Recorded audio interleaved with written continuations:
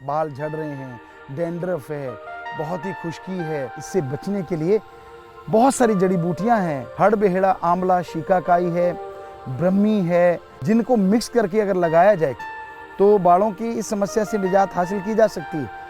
तो MSG product वालों ने हमारी इस बात को सुना है और जोड़ी लेके आए हैं, शैम्पू 7-7 और तेल 9/9। हमने लगाया है, हमें रिजल्ट मिला, आप लगाओगे आपको मिलेगा।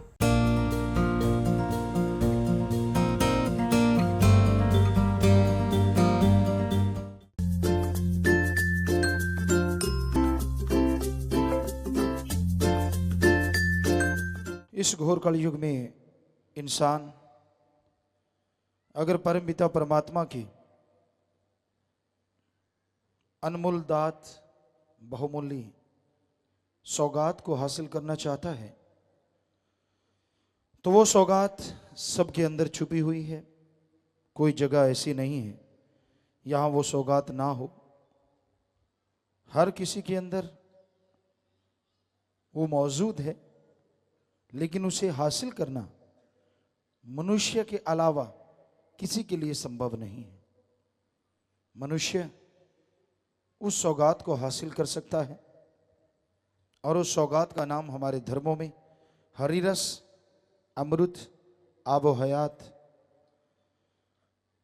वो मालिक की शक्ति जिसको हासिल करने से इंसान का आत्मबल बढ़ जाता है, आत्मविश्वास बढ़ जाता है और उस आत्मबल के सहारे इंसान खंडों ब्रह्मांडों को पार करता हुआ मालिक के नजारे लूटने लगता है। साइंस भी यह मानती है जिनके अंदर आत्मबल होता है वो सफलता की सीढ़ियां चढ़ते चले जाते हैं, और जिनके अंदर आत्मबल गिर जाया करता है सफलता के करीब होते हुए भी वो धड़ाधड़ गिरा करते हैं। तो आपका आत्मबल आपके अंदर लबालब भरा है। नासा साइंस के अंदर अमेरिका वो भी मान चुकी है इन बातों को कि विल पावर, आत्मविश्वास आत्मिक चिंतन से पैदा होता है। यही वेदों में, शास्त्रों में, सभी धर्मों के पवित्र ग्रंथों में फरमाया हुआ है कि आत्मबल हासिल करने के लिए, विल पावर हासिल करने के लिए आप आत्मिक चिंतन जरूर करें। आत्मिक चिंतन ही एकमात्र उपाय है जो आत्मबल को बढ़ा सकता है। और जिनके अंदर आत्मबल होता है वो पहाड़ जैसे रुकावटों को पार करते हुए अपनी मंजिल मकसूद पे पहुंचा करते हैं। तो धर्मों का मुख्य उद्देश्य आत्मबल बढ़ा के जीते जी आत्मा को निज धाम के नजारे दिखाना, जीते जी गम, दुख, दर्द, चिंता, बीमारियों से आजादी करवाना और मरणोपरांत आवागमन से मोक्ष, मुक्ति दिलाना। ये धर्मों का सार है, निचोड़ है। धर्म से भय ना खाओ, धर्म से डरो ना, बल्कि धर्म का अनुसरण करो, धर्मानुसार चल के देखो। कोई धर्म में किसी के लिए कोई निंदा का मतलब नहीं है। किसी धर्म में मार कटाई, बुरा कहने का कोई सवाल पैदा नहीं होता। ठगी, बेईमानी, भ्रष्टाचार का कोई नामो निशान नहीं किसी धर्म में। किसी का दिल दुखाना, किसी को तड़पाना किसी धर्म में कोई जगह नहीं है। धर्म शब्द का मतलब आदमी को आदमी से, आदमी को अल्लाह वाहिगुरु मालिक से जोड़ना है, तोड़ना नहीं। तो इसलिए अगर इंसान, इस धरती पे रहने वाले इंसान जो कि ज्यादातर किसी न किसी धर्म को मानने वाले हैं, किसी न किसी धर्म में पैदा हुए हैं, अगर वास्तव में वो धर्म की शिक्षा हासिल कर लें तो वो बहुत तरक्की कर सकते हैं। क्योंकि इतनी बड़ी महाविज्ञान है धर्म जिसके विज्ञान नजदीक भी नहीं है। हजारों साल पहले धर्म ने ये बता दिया, लाखों चंद्रमा, लाखों सूरज, और आज साइंटिस्ट ये मानने को मजबूर हैं वाकई लाखों चंद्र सूरज पूरे ब्रह्मांड में हैं। ये विज्ञान मान चुकी है। तो धर्म के द्वारा साइंस में, अपने शरीर की साइंस में आप तरक्की कर सकते हैं। जैसे दूसरे साइंस में प्रोफेसर, लेक्चरर, साइंटिस्ट होते हैं, वैसे धर्म में संत, पीर, फकीर होते हैं जो बताते हैं कि आप कैसे किस फार्मूले को हल कर सकते हैं। तो उनकी बात सुन के अगर कोई अमल करे तो ही तरक्की हो सकती है। सभी लोग नहीं, कोई भाग्यशाली, अच्छे संस्कारों वाला, सुमरन वाला, भक्ति इबादत वाला संत, पीर, फकीर की बात मानता है। मन इंद्रियां बड़े फैलाव पे हैं, लोग दांव तकाते रहते हैं, कोई मालूम नहीं कब किसी का मन हावी हो और कब उचारों खाने चित हो जाए।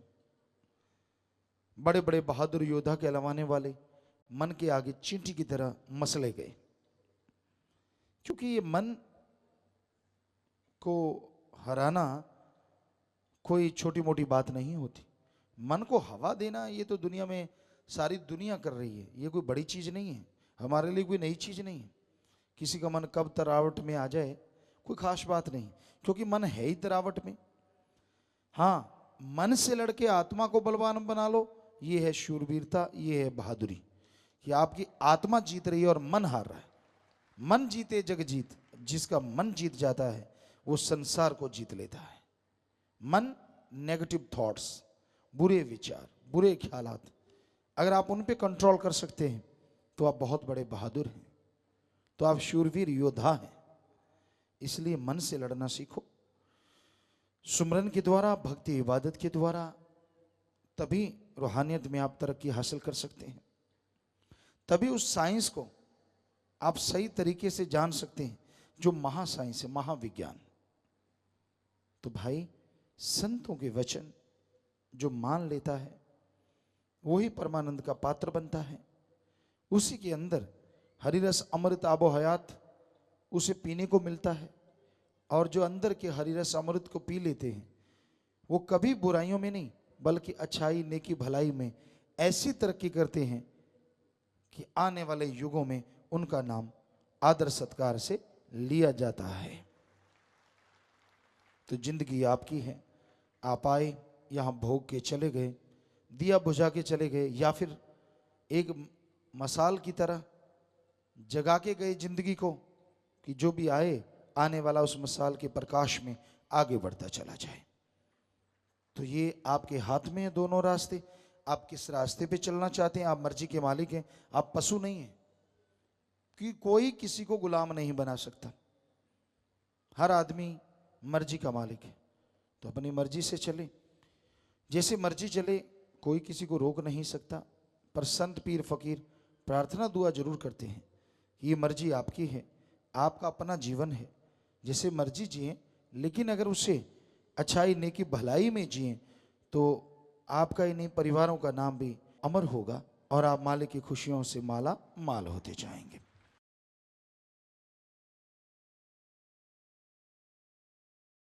सुमरन का अगर नियम बनाया जाए तो इंसान को रूहानी तंदुरुस्ती, ताजगी मिलती है, आत्मा बलवान होती है और मन हमेशा दबता चला जाता है।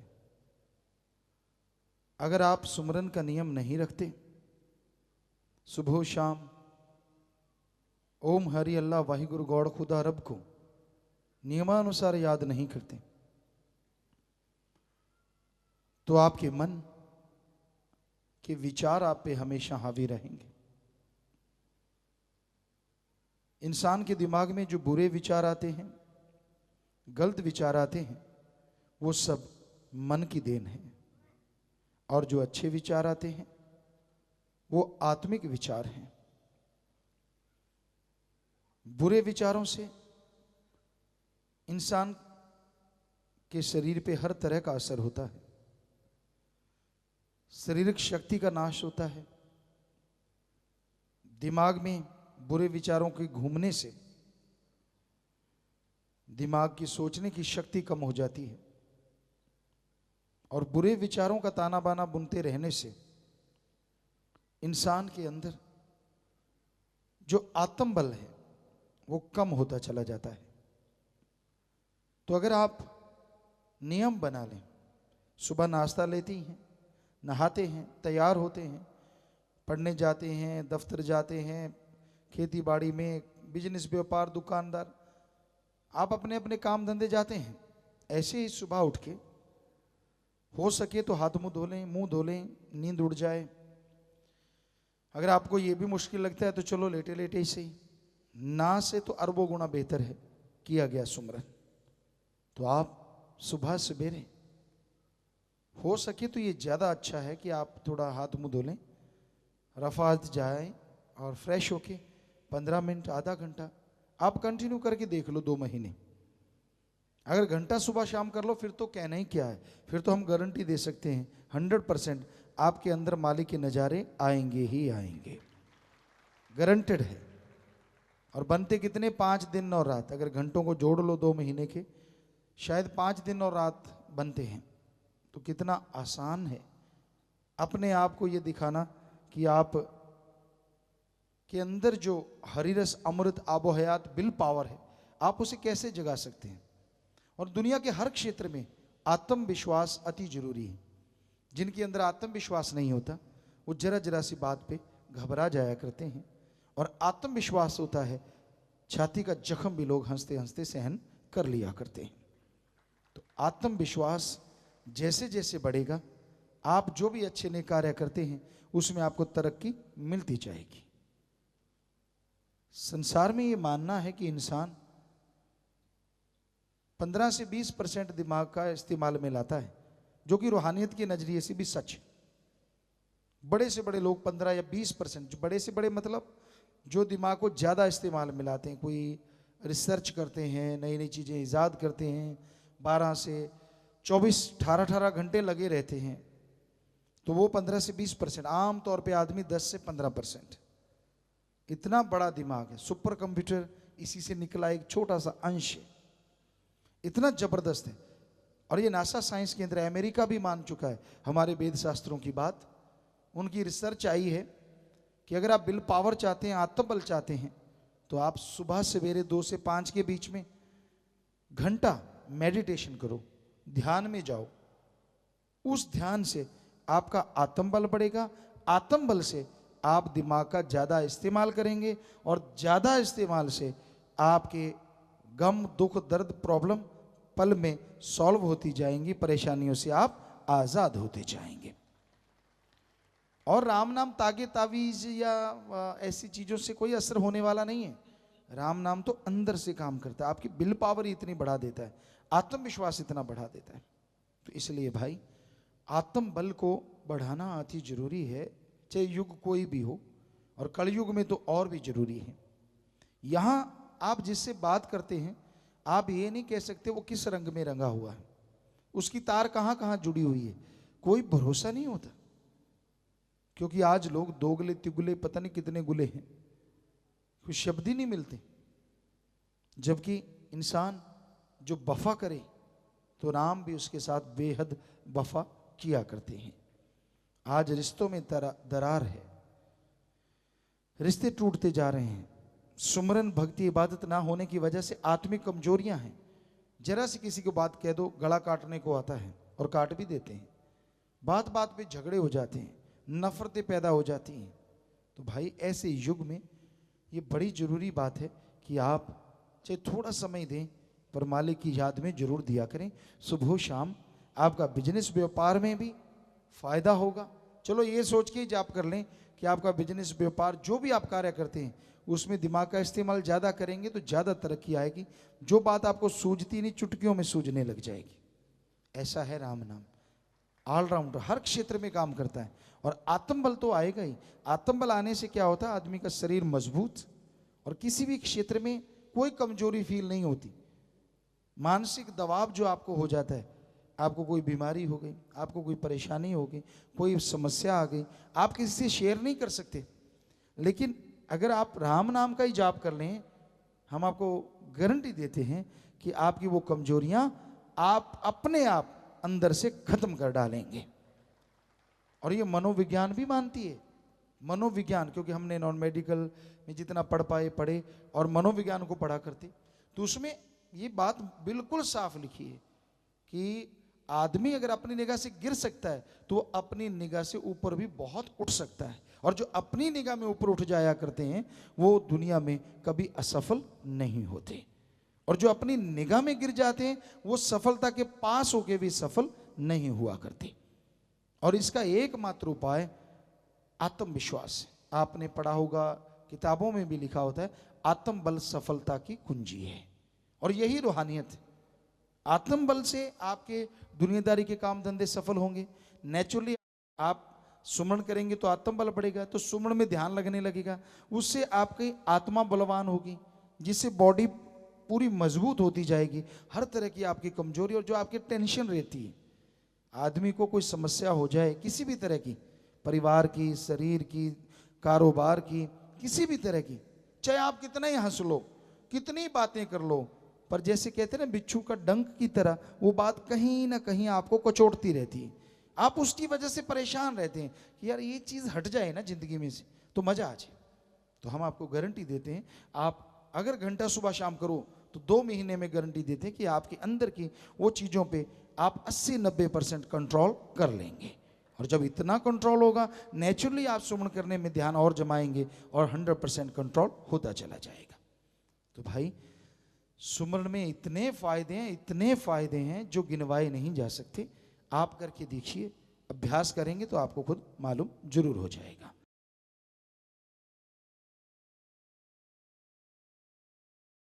सत्संग जीव सच्चे दिल से सुने, उस पे अमल करे तो जन्म जन्मों के पाप कर्म कट जाते हैं। सत्संग यहाँ अल्लाह वाहिगुरु मालिक की चर्चा होती हो, यहाँ पे परम पिता परमात्मा के बारे में रीत बताई जाए और कुरीत से रोका जाए, उसी का नाम सच्चा सत्संग है। सत्संग में मालिक की चर्चा सुनाने के बाद ये नहीं होता कि किसी से कोई पैसा लिया जाता है, कोई चढ़ावा लिया जाता है, क्योंकि सत्य भगवान अल्लाह वाहिगुरु गॉड और संग सोहबत साथ, यानी उस परम पिता परमात्मा का, उस मालिक का संग, उसकी चर्चा, और अगर बदले में पैसा ले लिया तो वो तो फिर सौदेबाजी हो गई, सत्संग ना हुआ। तो सत्संग इंसान सच्चे दिल से सुने, सुन के अमल कर ले, जन्मों जन्मों की मैल उतर जाती है और अल्लाह वाहिगुरु मालिक की दया में रहमत के काबिल इंसान बनता चला जाता है। तो अगर आप सत्संग में समय निकालते हैं तो ध्यान से सुना करें, और सुनते हैं तो अमल किया करें, क्योंकि जब तक इंसान सुन के अमल नहीं करता वो उन तमाम खुशियों का हकदार नहीं बन सकता जो सत्संग के कारणों से मिल सकती हैं। सत्संग में वो ज्ञान मिलता है जो इंसान ने कभी सोचा नहीं होता। आप फुर्सत में बैठे, समय निकाल लें, 5 मिनट 10 मिनट मालिक को याद करें और फिर सोचें आप में कौन सी कमियां हैं, कौन सी अच्छाइयां हैं, कौन से गुण हैं और कौन से अवगुण हैं। सत्संग में आओगे तो पता चलेगा गुण अवगुण का, तभी आप विचार कर पाएंगे। और जब आप विचारेंगे देखेंगे कि अवगुण ज्यादा हैं या गुण हैं तो इतराओ ना, अवगुण हैं तो अपनाओ ना। जितने भी अवगुण आपको लगे कि आपके अंदर हैं उन्हें निकाल डालो। हम कई बार बात सुनाया करते हैं, इंसान जो अपने अंदर देखता है वो चला जाता है, और जो दूसरों के अंदर देखता है वो खुद के अंदर आ जाया करता है। इसलिए अपने अंदर देखो अवगुण, जाके चले जाएं, वो जो देखोगे वो चला जाएगा। अगर गुण देखोगे तो खुद के गुण चले जाएंगे। इसलिए अपने अंदर देखो अवगुण कि भाई ये कमियां हैं, ये बुरी आदत है, ये मेरे में गलत विचार हैं या गलत सोच है, तो वो चले जाएंगे धीरे धीरे। दूसरों में देखो गुण, क्योंकि दूसरों के गुण देखोगे तो वो आपके अंदर आने जो दूसरों में देखोगे तो नेचुरली आप गुणवान बनते चले जाओगे। एक भक्त एक साधु कैसा होना चाहिए? भक्त साधु ऐसा चाहिए जैसे सूप सुभा है, सार सार को चुन ले, थूथा दे उड़ा है। छाछ होती है घरों में, छाछ, छाछ पे गेहूं के दाने डाले जाते हैं और उसको हिलाते हैं, भाई लोग भी बहनें भी, यूं यूं करके। और उसमें जो थोथे दाने होते हैं, जैसे ऊपर उछाला थोथे दाने उड़ जाते हैं, और जो मोटे मोटे दाने होते हैं गेहूं के, वो छाछ अपनी तरफ खींच लेता है, ऐसे उसको अंदर से सरकड़े से बंधा होता है। तो एक भक्त को, एक मालिक के प्यारे को ऐसा होना चाहिए कि जैसे छाछ है, अपने अवगुण उड़ा दे और गुणों को ग्रहण करता जाए, तो मालिक की कृपा दृष्टि से माला माल होता रहेगा। पर यहां तो उल्टा है, लोग अपने अवगुण नहीं देखते, दूसरों के अवगुणों की तरफ निगाह मारते हैं। अपने अवगुण नहीं देखते, दूसरों के अवगुण गाते रहते हैं।